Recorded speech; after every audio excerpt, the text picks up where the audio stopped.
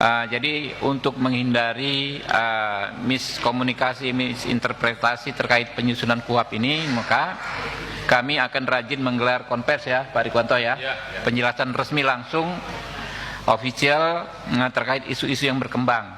Ada dua isu yang kami harus luruskan. Yang pertama adalah bahwa tadinya disebutkan ada yang menyebutkan kejaksaan tidak lagi berwenang melakukan penyidikan di bidang tipikor, karena pasal 6 penjelasannya, pasal 6 itu menyebutkan bahwa yang disebutkan adalah penyidik kejaksaan di bidang pelanggaran HAM berat.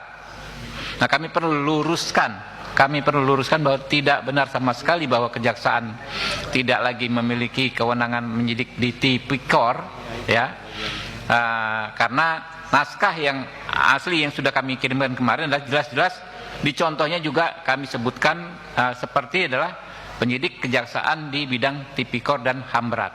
Jadi kejaksaan tetap berwenang melakukan penyidikan tipikor menurut KUHP yang baru, karena memang KUHP ini nggak ngatur soal kewenangan institusi ya, dia hanya memberi contoh dari apa yang sudah berlaku.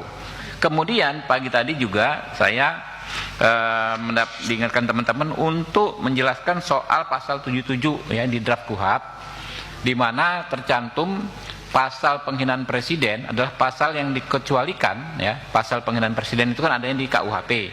Nah, itu adalah tindak pidana yang dikecualikan dari penyelesaian dengan restoratif justice. Dengan demikian, dengan ini kami sampaikan bahwa kami semua anggota Komisi 3 ya, lewat para kapoksinya sudah sepakat ya bahwa tidak benar pengaturan tersebut. Yang benar adalah justru ya pasal penghinaan presiden memang harus bisa diselesaikan dengan restoratif justice. Jadi di pasal 77 itu rumusannya dirubah ya bukan dirubah ya.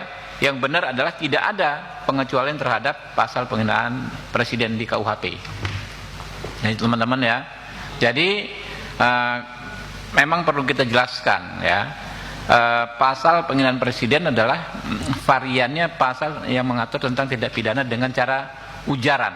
Nah, kalau ujaran ini kan apalagi yang disampaikan misalnya dengan spontan dan lisan, pastilah multi interpretatif.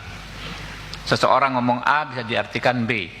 Nah, bahayanya kalau diartikan itu sebagai pelanggaran hukum penghinaan presiden, karena itu harus bisa ditempuh dengan mekanisme restoratif justice, dan itu sudah ada di pasal 77, dia tidak dikecualikan. Jadi bahkan kita nanti kalau bisa kita dorong pasal seperti itu nggak bisa langsung ke penegakan hukum gitu kan ya, bahkan kita bisa lebih progresif lagi, harus melalui, jadi bukan hanya pilihan ya, bukan hanya bisa tetapi harus melalui RJ ya, harus dicoba nih yang RJ-nya ini gitu loh, harus dilalui dahulu tahapan RJ-nya ya. Saya sendiri, saya secara pribadi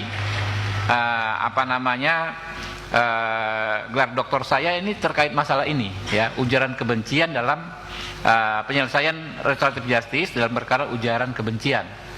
Jadi saya sangat paham bahwa memang pasal tersebut harusnya bisa diselesaikan dengan dialog dahulu, dengan mediasi dahulu, dengan restoratif justice, sehingga nggak gampang orang karena perbedaan kepentingan politik ya, perbedaan posisi politik, dipidana, dikriminalisasi dengan tuduhan melakukan penghinaan kepada presiden. Dan tadi sudah dikunci ya teman-teman, jadi walaupun belum pembahasan ya Pak Inca ya, sudah dikunci aman suraman pasal 77 harus lewat restoratif justice. Mungkin itu ya teman-teman ya.